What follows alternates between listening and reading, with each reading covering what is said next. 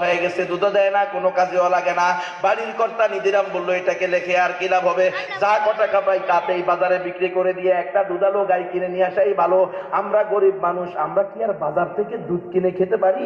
নিধিরামের বউ বলল, এমন কথা বলো না গো, অধর্ম হবে। আমার শাশুড়ির বড় আদরের ছিল গরুটা, বড় লক্ষ্মী গরুটা, একটু ডুডাও মারে না, এমন গরু হয় না। এতকাল যে গরু আমাদেরকে মায়ের মতো দুধ খাইয়ে এসেছে, এখন তুমি কটা টাকার লোভে এই গরুকে কসাইয়ের কাছে বিক্রি করে দিবে? পরীক্ষা আসছে, হ্যাঁ মুসলমান শোনো, ভালো করে শোনো, সরকারি মাদ্রাসায় মুসলমানদের ছেলে মেয়ে পড়ে না হিন্দুদের ছেলে মেয়ে পড়ে? চিৎকার করে বলেন, সরকারি মাদ্রাসায় কাদের ছেলে মেয়ে পড়ে?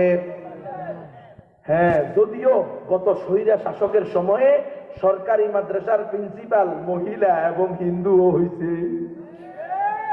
এটা হইল শান্তি প্রতিষ্ঠা হয়েছে, শান্তি।